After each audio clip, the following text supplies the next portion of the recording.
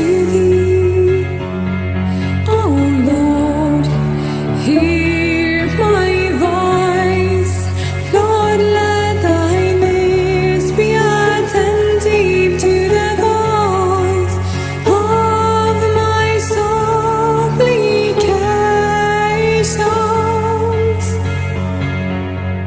If the Lord shouldest mark iniquities, O Lord, you shall stand. That there is forgiveness with thee, that thou mayest be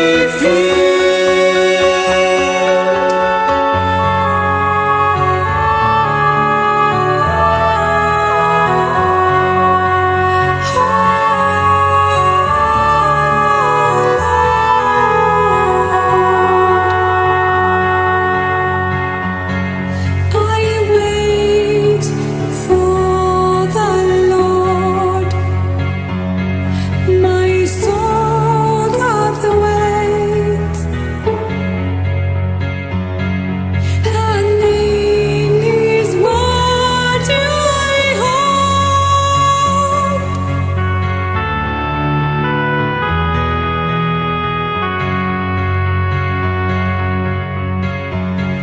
My soul waiteth for the Lord more than they that watch for the morning.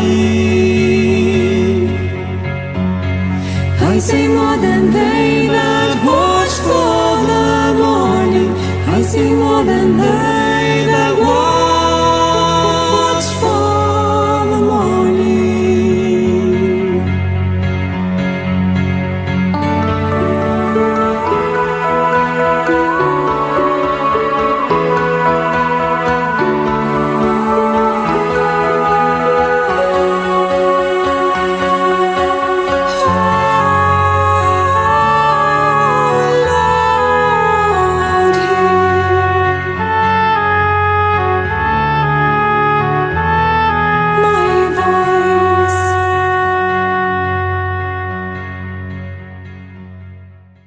Dans la Bible, en Genèse 47:11, il est dit que Joseph établit son père et ses frères et leur donna une propriété dans le pays d'Égypte, dans la meilleure partie du pays, dans la contrée de Ramsès, comme Pharaon l'avait ordonné. Ramsès étant un delta fertile du Nil dans le nord de l'Égypte. En Genèse 47, verset 21, on nous dit qu'Israël habita dans le pays d'Égypte, dans le pays de Goshen, qui est le delta fertile du Nil. Le delta du Nil est la fin du Nil au nord, riche en végétation, en contraste avec le désert qui l'entoure. La nuit de Pâques, les premiers-nés dans chaque maison égyptienne meurent au moment de la dernière plaie. Exode 12, 29 à 30 dit « Et il arriva qu'à minuit, Yahweh frappa tous les premiers-nés du pays d'Égypte, depuis le premier-né de Pharaon, qui devait être assis sur son trône, jusqu'au premier-né des captifs qui étaient dans la prison, et tous les premiers-nés des bêtes. Et Pharaon se leva de nuit, lui et ses serviteurs et tous les Égyptiens, et il y eut un grand cri en Égypte, parce qu'il n'y avait point de maison où il n'y ait eu un mort. » C'est alors que Pharaon va enfin craquer et les laisser partir. C'est ce qu'on lit en Exode 12 du verset 31 à 37. Une preuve que tout cela a bien eu lieu dans le passé est que les Juifs ont fêté cet événement depuis ce jour jusqu'à aujourd'hui. Preuve qui appuie donc que la Bible est vraie et c'est un argument qui ne peut être contredit. Pourquoi fêterait-il la commémoration de ce jour, du jour où Yahweh leur Dieu les a sortis du pays d'Égypte par sa main puissante, si cela ne s'était pas produit? Cela n'aurait aucun sens. Donc, preuve à l'appui, tout cela a bien eu lieu. Même les fouilles archéologiques et l'histoire égyptienne montrent eux aussi que c'est vrai. Ils en parlent aussi. Ceci est relaté en Exode 12 du verset 31 à 37. Et en Exode 12 du verset 40 à 43, on nous dit « Et le séjour des enfants d'Israël en Égypte fut de 430 ans. Il arriva donc au bout de 430 ans, il arriva, dis-je, en ce propre jour-là, que toutes les armées de Yahweh sortirent du pays d'Égypte. C'est la nuit qui doit être soigneusement observée en l'honneur de Yahweh, parce qu'il les fit sortir du pays d'Égypte. Cette nuit-là est à observer en l'honneur de Yahweh par tous les enfants d'Israël, de génération en génération. » Alors, le jour de Pâques, les enfants d'Israël traversèrent le canal du Nil et organisèrent leur réunion à Sukkot. Ils quittèrent le pays d'Égypte, mais étaient toujours en territoire contrôlé par les Égyptiens. Donc Exode 13, 17 à 18 nous dit « Or, lorsque Pharaon laissa aller le peuple, Dieu ne les conduisit point par le chemin du pays des Philistins, bien qu'il fût le plus court. Car Dieu a dit, c'est afin qu'il n'arrive que le peuple se repente quand il verra la guerre, et qu'il ne retourne en Égypte. Mais Dieu fit faire au peuple un détour par le chemin du désert vers la mer Rouge. » Le désert de la mer Rouge est nommé aujourd'hui péninsule du Sinaï, entouré des deux côtés par la mer Rouge. C'est au travers du nord de cette péninsule qu'ils voyagèrent nuit et jour, s'enfuyant rapidement de la main de Pharaon. Durant le jour, il y avait une colonne de nuée qui leur apportait aussi de l'humidité, et la nuit, une colonne de feu leur donnant de la lumière pour leur voyage. Exode 13, 20 à 22 dit « Et ils partirent de Sukkot, et campèrent à Étam, qui est à l'extrémité du désert. Et Yahweh allait devant eux, de jour dans une colonne de nuée pour les conduire par le chemin, et de nuit dans une colonne de feu pour les éclairer, afin qu'ils marchent jour et nuit. Et il ne retira point la colonne de nuée le jour, ni la colonne de feu la nuit devant le peuple. À Étam, ils tournèrent au sud et traversèrent les montagnes du désert de la mer Rouge, voyageant à travers un canyon étroit, puis stoppèrent devant la mer Rouge. Cette mer est appelée aujourd'hui le golfe d'Aqaba, mais à l'époque de Moïse, elle était nommée la mer Rouge. Ce qui nous le prouve, c'est 1 Roi 9, 26, où il est dit « Le roi Salomon construisit des navires à Etzion-Guéber, près d'Élat, sur le rivage de la mer Rouge, au pays d'Édom. » L'ancien Élat est dans les temps modernes Élat Israël. Notre moderne golfe d'Aqaba est l'ancienne mer Rouge quant à elle. Voici la plage où les enfants d'Israël étaient pris au piège sans possibilité de s'échapper. L'armée égyptienne approchait rapidement et la mort était imminente. Exode 14, du verset 1 à 10 nous dit « Et Yahweh parla à Moïse et dit « Parle aux enfants d'Israël et dis-leur qu'ils se détournent et qu'ils campent devant Pi-Hahiroth, entre Migdol et la mer, vis-à-vis de Baal-Tséphon. Vous camperez vis-à-vis de ce lieu, près de la mer. » Pharaon dira même des enfants d'Israël « Ils sont confus dans le pays, le désert les a enfermés. » Et Yahweh qui dira « Et j'endurcirai le cœur de Pharaon, et il vous poursuivra. Ainsi je serai glorifié par le moyen de Pharaon et de toute son armée, et les Égyptiens sauront que je suis Yahweh. » Et ils firent ainsi. Or, on avait rapporté au roi d'Égypte que le peuple s'enfuyait, et le cœur de Pharaon et de ses serviteurs fut changé à l'égard du peuple. Et ils dirent « Qu'est-ce que nous avons fait en laissant aller Israël, de sorte qu'il ne nous servira plus ?» Alors il fit atteler son char, et il prit son peuple avec lui. Il prit donc 600 chars d'élite et tous les chars d'Égypte, et il y avait des capitaines sur tout cela. Et Yahweh endurcit le cœur de Pharaon, roi d'Égypte, qui poursuivit les enfants d'Israël. Or les fils d'Israël étaient sortis à main levée. Les Égyptiens donc les poursuivirent, et tous les chevaux des chars de Pharaon, ses cavaliers et son armée les atteignirent, comme ils étaient campés près de la mer, vers Pi-Hahiroth, vis-à-vis de Baal-Tséphon. Et Pharaon approchait, les enfants d'Israël levèrent leurs yeux, et voici, les Égyptiens marchaient après eux. Et les fils d'Israël eurent une grande frayeur et crièrent à Yahweh. Donc le peuple juif avait très peur. Ils voyaient leurs ennemis tout près d'eux, qui les observaient, mais ils ne comprenaient pas que Dieu avait fait ça exprès afin de se glorifier. C'est pour cela qu'il les amena là au bord de la mer, pour faire le miracle qui allait suivre. Nous avons donc bibliquement parlant la preuve que cela ne put se faire au travers d'un grand lac ou au travers du golfe de Suez. Nous sommes donc au bord de la mer Rouge, reliés en face à l'Arabie Saoudite. Ils étaient, je le rappelle, coincés par les Égyptiens du côté de Migdol et par la mer Rouge, là au bord duquel ils campaient. L'unique chose qui empêchait les Égyptiens de tuer directement les Juifs était la colonne de feu de Dieu la nuit et la colonne de nuée le jour. Cela nous amène à Exode 14, 13 qui dit « Et Moïse dit au peuple, ne craignez point, arrêtez-vous et voyez la délivrance que Yahweh vous donnera aujourd'hui, car les Égyptiens que vous voyez aujourd'hui, vous ne les verrez plus. Yahweh combattra pour vous et vous resterez tranquilles. » Or Yahweh avait dit à Moïse « Pourquoi cries-tu vers moi? Parle aux enfants d'Israël et qu'ils marchent, et toi élève ta verge. Étends ta main sur la mer et fends-la, et que les enfants d'Israël entrent au milieu de la mer à sec. Et quant à moi, voici, je m'en vais endurcir le cœur des Égyptiens, afin qu'ils entrent après eux, et je serai glorifié par le moyen de Pharaon et de toute son armée, de ses chars et de ses cavaliers. Et les Égyptiens sauront que je suis Yahweh, quand j'aurai été glorifié par le moyen de Pharaon, de ses chars et de ses cavaliers. Et l'ange de Dieu qui était allé devant le camp d'Israël partit et s'en alla derrière eux, et la colonne de nuée partit de devant eux et se tint derrière eux. et elle vint entre le camp des Égyptiens et le camp d'Israël. Elle était aux uns une nuée et une obscurité, et pour les autres elle les éclairait la nuit. L'un des camps n'approcha point de l'autre durant toute la nuit. Les enfants d'Israël qui avaient quitté l'Égypte allaient se préparer à traverser la mer Rouge. Cela exclut donc la traversée d'un grand lac ou du golfe de Suez, comme je l'ai dit.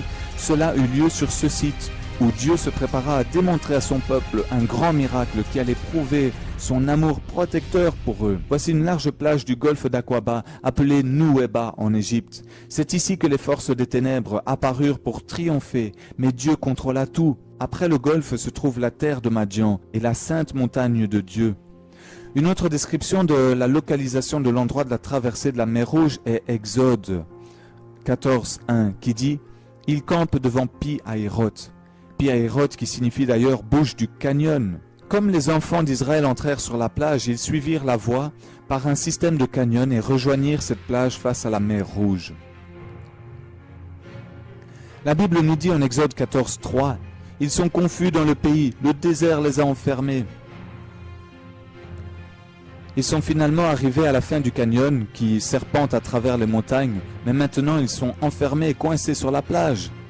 Exode 14, 19, 20 dit « L'ange de Dieu qui allait devant le camp d'Israël partit et alla derrière eux, et la colonne de nuée qui les précédait partit et se tint derrière eux. Elle se plaça entre le camp des Égyptiens et le camp d'Israël. » C'est ici que la colonne de nuée empêchait donc les Égyptiens d'avancer vers les enfants d'Israël. On lit dans le livre 2 des Antiquités de Juifs, car il y avait de chaque côté une crête de montagne qui se terminait sur la mer, qui était impraticable en raison de leur rugosité et entravait leur vol. La joie d'avoir atteint la plage de la mer a fait place donc à l'angoisse, étant prisonnier de la plage, attendant la mort de la main de Pharaon. Depuis le milieu de la plage, on peut voir Pi-Hahiroth, et au sud, un remarquable marqueur ici sur la plage. Près de la route, nous voyons ce large pilier découvert par Ron Wyatt en 1978 durant sa première visite sur cette plage. Il était couché par terre et il était au bord de la mer, mais aujourd'hui il est à 500 pieds de la mer et a été mis sur du béton.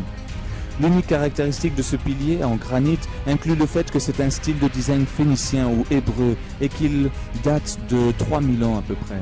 Il a été placé là pour une raison, pour marquer la localisation de la traversée de la mer Rouge sur le sol sec. Il y a un verset dans la Bible qui prouve que ce genre de monument était dirigé pour se rappeler des œuvres de Yahweh. En Ésaïe 19:19, il est dit « Il y aura un autel à Yahweh au milieu du pays d'Égypte et un monument dressé à Yahweh sur la frontière. » Au sud de la plage, nous pouvons voir un pilier. Sur l'autre côte de la rive du Golfe en Arabie Saoudite se trouve une autre colonne découverte par Ron Wyatt en 1984 et a été montrée aux autorités saoudites. Sur le pilier du côté saoudien se trouvaient des inscriptions en hébreu dont les mots qui étaient inscrits sur ce pilier étaient Pharaon, Mizraïm, qui veut dire Égypte, Moïse, mort, eau, Yahweh, Salomon, Édom. Donc nous voyons bien que tous ces mots ont attrait à la traversée de la mer Rouge. Nous ne pouvons nier donc que cet endroit fut bien la traversée de la mer Rouge. Pourquoi ces piliers seraient mis là, d'un côté et de l'autre? Les inscriptions sur cette colonne, côté égyptien, ont été enlevées depuis que les Égyptiens vivant là n'étaient pas d'accord de garder un signe de célébration juive chez eux, localisé dans leur propre territoire, vu qu'ils étaient musulmans. En utilisant Google Earth, vous pouvez zoomer et voir le pilier se tenir près de la route. C'est une utilisation excitante de la technologie pour voir la Bible prendre vie.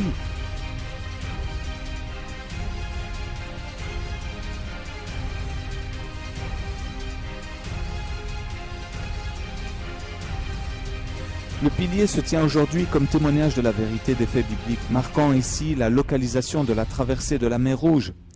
Depuis là, on peut voir l'eau qui représentait un obstacle pour les enfants d'Israël. À une courte distance de là, nous allons au bord de la mer, où un merveilleux miracle eut lieu, où le Seigneur protégea son peuple malgré qu'ils étaient en colère et qu'ils se plaignaient contre lui. Ésaïe 51 dit « N'est-ce pas toi qui fis tarir la mer, les eaux du grand abîme, qui réduisit les lieux les plus profonds de la mer en un chemin afin que les rachetés y passent ?» Depuis des siècles, cette plage a été nommée comme étant l'endroit exact de la traversée de la mer Rouge. Sur Google Earth, on peut voir le nom de Nouéba à cet endroit sur la plage. Cette carte ancienne détaillée nous révèle le nom complet de cette plage, Nouéba, une forme courte de Nouéba al-Mouzayina. Le nom sur cette plage, Nuweba al-Muzayina, confirme que nous sommes bien au bon endroit, puisque la traduction de ce nom signifie « les eaux de Moïse s'ouvrant ». Alléluia! Ce sont les eaux ouvertes par la main de Dieu. Le Seigneur démontrera à son peuple qu'il sera leur protecteur et qu'il les délivrera dans les temps de trouble. À travers la divine providence, nous avons la confirmation que nous avons la localisation correcte. Moïse se tenait là avec les enfants d'Israël et les eaux s'ouvrirent devant eux par la main de Dieu, un merveilleux témoignage de la vérité. Cette carte du golfe d'Aqaba montrera les profondeurs d'Élat au nord et d'Aragonès au sud. Entre ces deux endroits profonds se trouve un chemin au travers de la mer. Quand Ron Wyatt était à cet endroit en 1978, il décida d'inspecter ces eaux en raison de toutes les preuves qui étaient peut-être encore là, puisqu'approximativement 3000 chariots, plus les chevaux, les cavaliers et les gens à pied avaient été ensevelis là, selon l'histoire biblique. Ce qu'il trouva fut confirmé d'ailleurs par d'autres après lui. Plonger dans ces eaux est extrêmement facile car elles sont claires avec une grande visibilité. Ces investigations ont révélé des artefacts confirmant les précédentes conclusions à propos du site.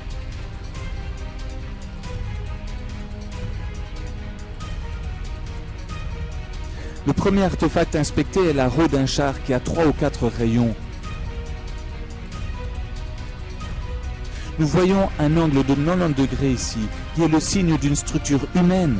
Exode 14, 24 à 25 nous dit « Yahweh mit en désordre le camp des Égyptiens. Il ôta les roues de leurs chars et en rendit la marche difficile. »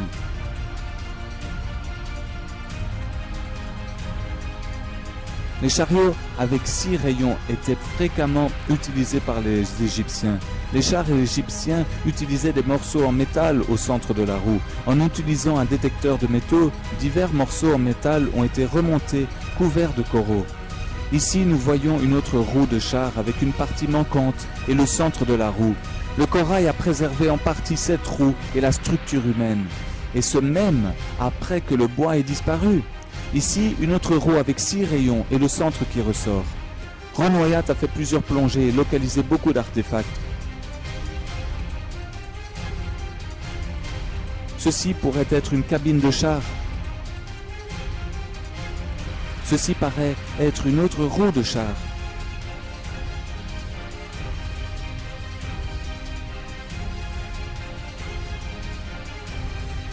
Un sabot de cheval a été trouvé, alors qu'aucun cheval ne se trouve dans la péninsule du Sinaï aujourd'hui. Même des os humains ont été retrouvés, comme ce fémur recouvert de corail sur la droite. Les tests de laboratoire confirment qu'il s'agit d'un os. D'autres os ont aussi été retrouvés. L'os est relevé à l'intérieur du corail.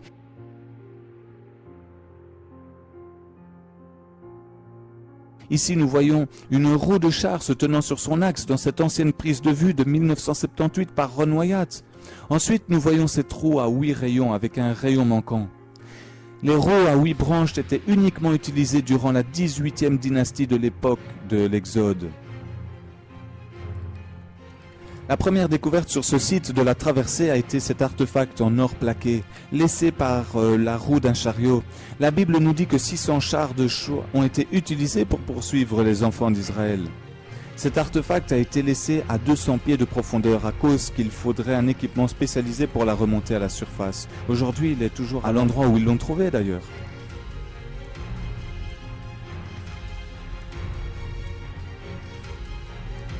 Vu qu'il y a des parties de chariots et d'autres de ce côté-ci, pourrait-il y avoir d'autres parties de chariots et d'autres de l'autre côté du golfe?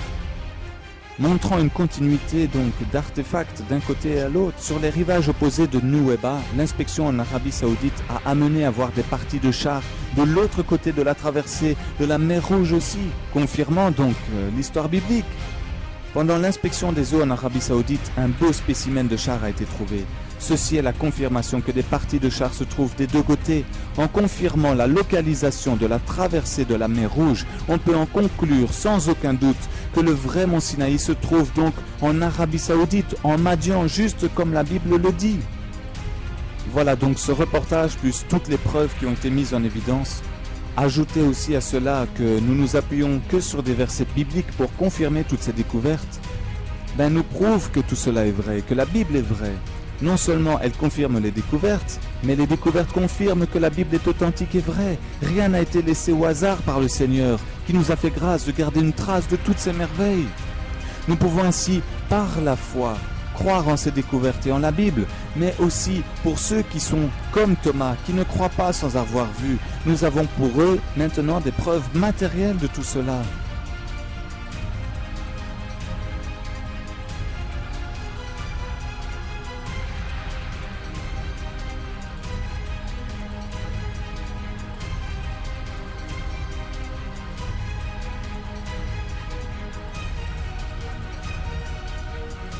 À l'âge de 40 ans, Moïse tua l'Égyptien et fut obligé de s'enfuir pour sa vie. Moïse s'enfuit de devant Pharaon et il se retira dans le pays de Madian. Moïse faisait paître le troupeau de Jéthro, son beau-père, sacrificateur de Madian, et il mena le troupeau derrière le désert et vint à la montagne de Dieu, à Horeb. Les cartes anciennes révèlent que Madian est dans le nord-ouest de l'Arabie saoudite. C'est là que nous pourrons trouver la montagne de Dieu aujourd'hui. Moïse gardait son troupeau lorsqu'il rencontra le mystérieux buisson en feu qui ne se consumait pas. Yahvé dit: « Quand tu auras fait sortir d'Égypte le peuple, vous servirez Dieu sur cette montagne. » Paul, dans la Nouvelle Alliance, localise le mont Sinaï. Le mont Sinaï en Arabie. Joseph Flavius nous dit: « Le mont Sinaï est la plus haute des montagnes dans la région de la ville de Madian. »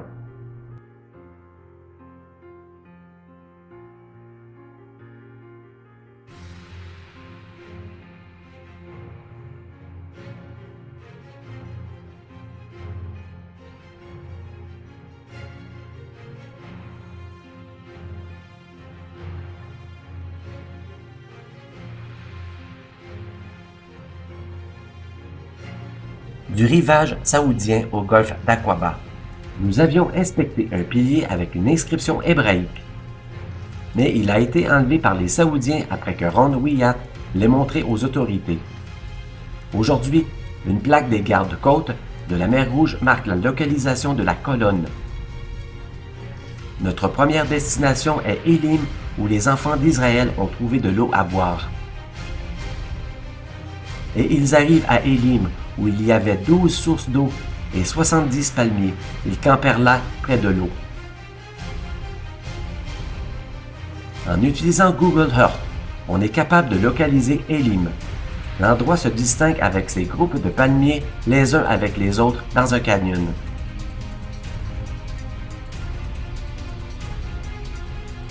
Au sol, on peut voir des formes circulaires qui fonctionnent toujours aujourd'hui. Bien sûr, il y a plus de 70 palmiers aujourd'hui. Mais merveilleusement, les 12 puits sont toujours à Élim.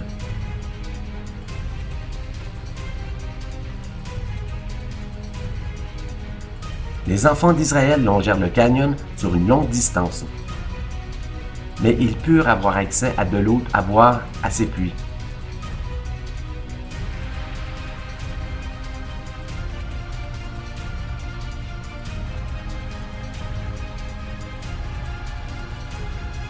Toute l'assemblée des enfants d'Israël partirent d'Élim, et ils arrivèrent au désert de Sin, qui est entre Élim et Sinaï. Ensuite, les enfants d'Israël traversèrent le désert de Sin et murmurèrent contre Moïse. Yahvé l'Éternel, dans son amour, pourvut avec la manne tous les jours, excepté le jour du sabbat. Il en donna le double la veille du sabbat. Sur une carte détaillée de la Médine ancienne, nous pouvons voir la grotte de Jéthro. Nous voyons ici le nom de Jéthro sur cette carte. Les façades de ces grottes sont nabatéennes, il y a 2000 ans de cela. Mais les grottes elles-mêmes nous remontent le temps jusqu'à l'Exode et à Jéthro il y a 3500 ans. Et Yahvé l'Éternel dit à Moïse: « Voici, je me tiendrai devant toi sur le rocher d'Horeb, tu frapperas le rocher, et il en sortira de l'eau, et le peuple boira. »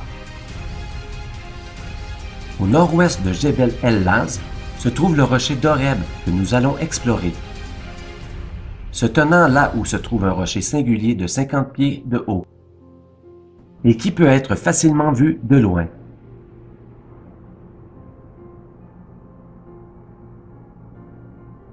Et quand le peuple se plaignit, encore demandant de l'eau, le Seigneur entendit leurs supplications et commanda à Moïse de frapper le rocher, alors l'eau jaillit en abondance. Le rocher se fendit par le milieu, de haut en bas, par la main de Dieu.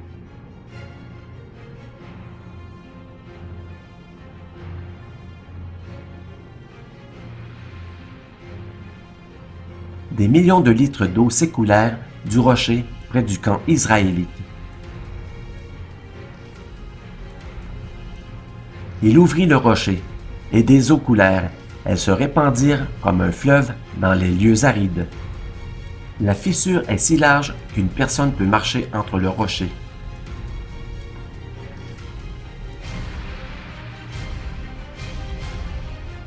Les rochers plus bas montrent des signes clairs d'érosion par l'eau.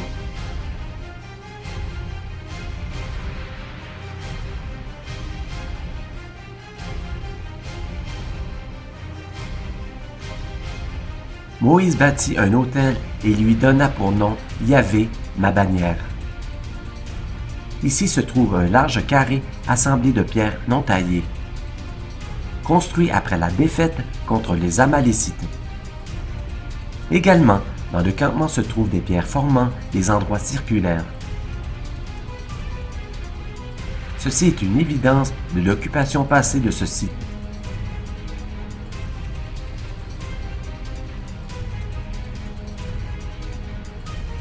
Notre prochaine destination est Djebel el-Laz, ou Mont Sinaï, la montagne de Dieu. Comme nous traversons les montagnes, nous pouvons voir le sommet du mont Sinaï qui fut brûlé par la présence de Dieu.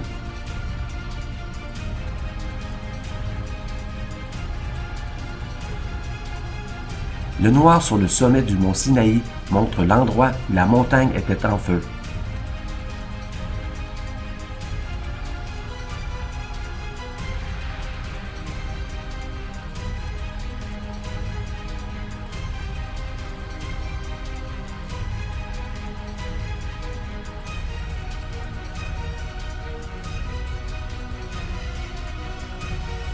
Il est extrêmement rare que quelqu'un ait une vidéo de cette montagne. Entrer en Arabie Saoudite est très difficile. Ils gardent cette montagne loin des photographes. Près de la montagne où des gardes sont postés. Beaucoup d'artefacts ont été trouvés qui aident à authentifier le site.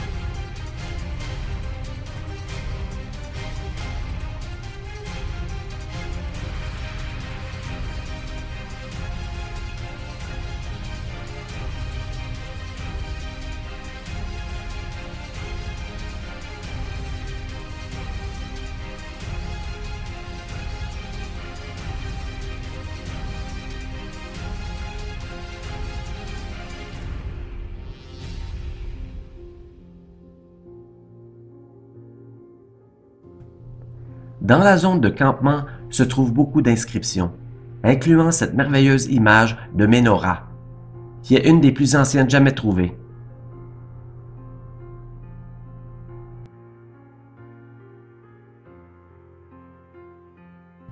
Également découvert dans le campement cette pierre cassée de moulin. Moïse écrivit toutes les paroles de Yahvé, l'Éternel. Puis il se leva de bon matin, il bâtit un autel au pied de la montagne et dressa 12 piliers pour les 12 tribus d'Israël.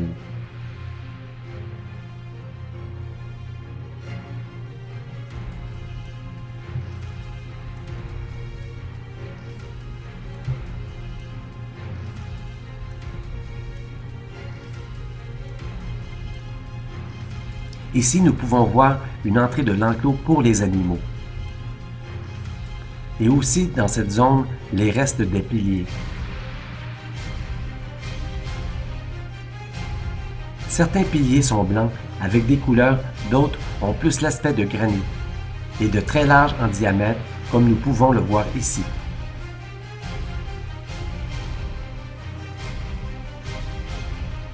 Depuis cette zone, quand on regarde vers le haut, et nous voyons le sommet noir et brûlé, le rocher a littéralement été brûlé par une intense chaleur. Quand Moïse était sur la montagne de Dieu, un veau d'or fut construit dans le camp par des groupes rebelles. Et comme Moïse descendait de la montagne, il vit le peuple danser autour du veau d'or. Ici, nous pouvons voir le campement depuis la montagne et l'endroit de l'autel pour le veau d'or.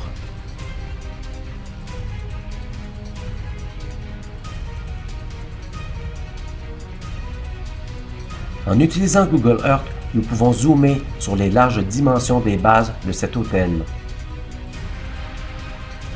Au sol, on peut voir une masse massive et large, défendue par les autorités saoudiennes afin de protéger le site. De nouveau, nous avons un panneau du gouvernement prévenant les visiteurs de rester à l'extérieur de la zone. Le veau d'or était probablement placé au sommet de ce large autel. Cette abomination fut probablement placée là et adorée par le peuple qui se détournait de Yahvé, l'Éternel. Les inscriptions d'une divinité égyptienne représentée par une vache furent gravées sur cet autel.